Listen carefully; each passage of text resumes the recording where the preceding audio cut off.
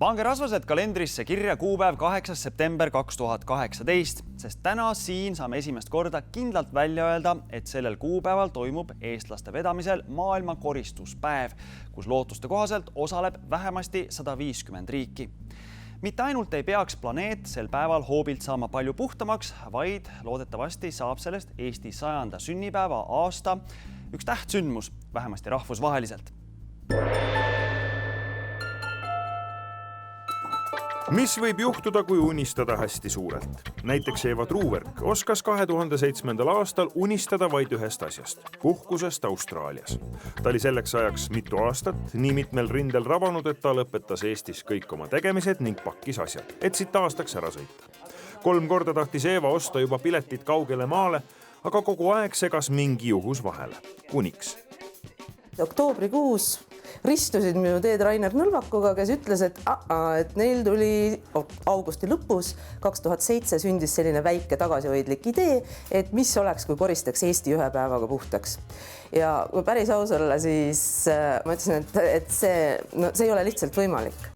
See pole lihtsalt võimalik, lõppes aga sellega, et Evast sai 2008. aasta jaanuaris Rainer Nõlvaku suure visiooni vedur ja seda, mis vaid 4 kuud hiljem juhtus, teab juba kogu maailm. Et see oli lihtsalt müstiline, mis toimus. Ja mis me tegime pärast veel maikuus oli see, et me tegime ühe video, mille me panime YouTube üles siis selle kohta, kuidas me Eestit koristasime. On that day, the most impossible dreams came true. More than 50,000 people came out to participate and the rest followed the process via all the media channels. That's 4% of a population of 1.3 million, which would equal 15.3 million in the United States or 57 million in India. Meil endal oli, toimkonnas oli täiesti selline kõige suurem huumor oli, et me tegime Eesti puhtaks, nüüd lähme koristame India ära ja siis kõigil oli väga rõõmus ja hea meel ja mitte keegi ei mõelnud seda mitte korraks ka tõsiselt, et see päriselt võimalik on. We did it! Ma loodan, et meie lugu teid inspireerib. Ilma, et keegi oleks osanud üldse loota, oodata või unistada, hakkas seesama 5-minutiline videolõik mingil müstilisel moel YouTube'is oma elu elama. Ajal, kui Teeme ära tiim korraldas Eestis juba uusi suurüritusi, mõttetalguid ja talgupäevi, tahtsid inimesed maailma eri paigus hakata eestlaste kombel aga prügi koristama. Inimesed, kes üle maailma hakkasid seda videot vaatama, helistasid ja kirjutasid, et kuulge eestlased, et teie seal koristasite, et kas me tohime ka koristada.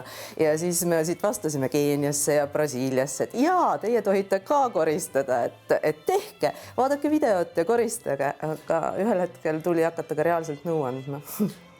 Nii tõsteti 2010. aastal pisikeses Telliskivi loomelinnaku kontoris latt veel kõrgemale ja unistati, et 2012. aasta lõpuks võiks olla koristustalgud toimunud 100 maailma riigis.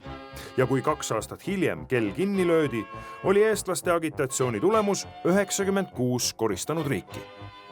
Ja on päris palju riike, kus on koristatud suuremalt, kui me Eestis tegime. Et kui 50 000 inimest, kes me Eestis väljas käisime, on ligikaudu 4% meie rahvastikust, siis suurimad edulood on 14% rahvastikust, mis on siis näiteks Sloveenia. Ja seal, millised muutused on toimunud, et see on täitsa müstiline. Hiilgav tulemus kotis ja unistus täitunud uskusid Teeme ära entusiastid ja vabatahtlikud, et nüüd on kõik. Projekt on läbi. Aitab küll ja kõik saavad naasta lõpuks oma põhitööde juurde. Aga mis juhtus oli see, et 2013 aasta jaanuaris me tõime kõikide nende riikide liidrid siia Tallinnasse kokku ja rääkisime neile, et tore, nüüd te olete sõbraks saanud, meil on võrgustik, me tunneme üksteist, te teate, kuidas koristada, eestlased on teile rääkinud, kuidas koristada ja et nüüd tehtagu. Aga millega me ei arvestanud oli see, et siin koha peal siis inimesed, kes olid üle maailma siia lennanud, ütlesid, et eestlased, kuulge, et te olete nüüd just selle laine üles tõstnud, et mis mõttes te jätate meid oma pead, et teie vastutus on seda võrgustikku arendada ja edasi viia. Ja me oleme alles teinud omal maal pilootprojektid, me oleme aru saanud, kuidas see mudel töötab, et teil on kohustus seda edasi viia ja juhtida. Kõlab ehk uskumatult, aga maailma eri rahvad ja järjest suurenenud toetus maailma kuulsatelt arvamusliidritelt panid eestlased sisuliselt fakti ette. Et nii nagu tehti Eesti puhtaks ühe päevaga, nii tuleb eestlastel ka maailm teha puhtaks ühe päevaga. Ja nüüd kuulake tähelepanelikult, sest just nüüd, neil sekunditel, toimub siin Pealtnägija saates Ligi pool aastat salajas hoitud järjekordse ulmelisena näiva eestlaste idee esmaesitlus kogu maailmas. See on tõesti praegu täiesti absoluutselt esimene hetk, et kus me saame kindla sõnaga seda öelda, et me teeme maakera ühe päevaga puhtaks nii palju, kui see on meie võimuses. Alustame hommikul Jaapanis ja nii nagu kell liigub ja saab 10 kõikjal maakera peal. Roheline laine liigub ümber maakera ja õhtul viimane koristus on Hawaiil ja seal me paneme sellele päevale ilusa punkti ja loodetavasti 8. septembri õhtuks 2018 on maakera palju ilusam ja puhtam paik, kui ta oli enne seda. Let's do it well is something amazing. I think 2018 World Cleanup is a fantastic idea. Eva ja Teemere aktivistid saabusid just loetud päevad tagasi Türgist, järjekordselt võrgustiku konverentsilt, kus 100 riiki üle maailma andsid sisuliselt verevande, et tunnustavad Eestit kui puhta keskkonna sünnimaad ja eestlasi eestvedajana projektis, mille eesmärk on Eesti Vabariigi juubeliaastal ühe päevaga koristama saada vähemalt 150 riiki.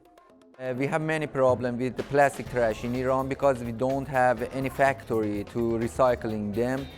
We should collect them around the town and take them to outside of the town and put them to the ground. There is a big problem in Belarus about trash, garbage in forests and on the river banks where people get dressed usually. There is the need for people to change their attitude towards indiscriminate disposal of waste to save the situation and also to avoid the use of plastic materials. We can educate more people, giving awareness to them, to tell them out there that, come on, this is your responsibility and we must go out and do this thing tremendously. Siinkohal võib-olla tahakski sellise tagasihoidliku üleskutsega esineda, et kõik eestimaalased, et kes te olite väljas 3. mail 2008 ja kes te olete süüdi selles, et me täna seda kõike siin maailmas teeme, et nii teie kui teie sõbrad kui kõik eestimaalased, et kui vähegi võimalik, et palun aidake kaasa. Võimalusi on hästi erinevaid, et meil on vabatahtlikke väga palju vaja, inimesi, kes tulevad ja panustavad oma oskuste ja teadmistega.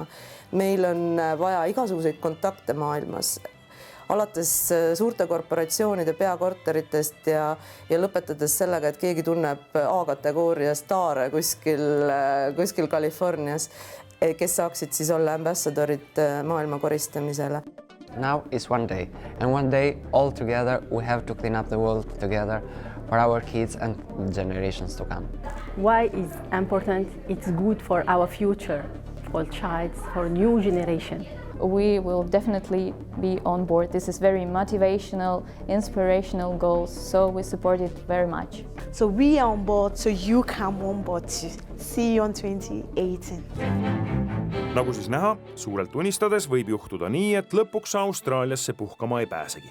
Ja isegi mitte pärast 2018. aastat, sest juba käib töö järgmise plaani kallal, kuidas pärast 8. septembrit 2018 läheks nii, et puhtamaks koristatud maailm ka säiliks puhtam.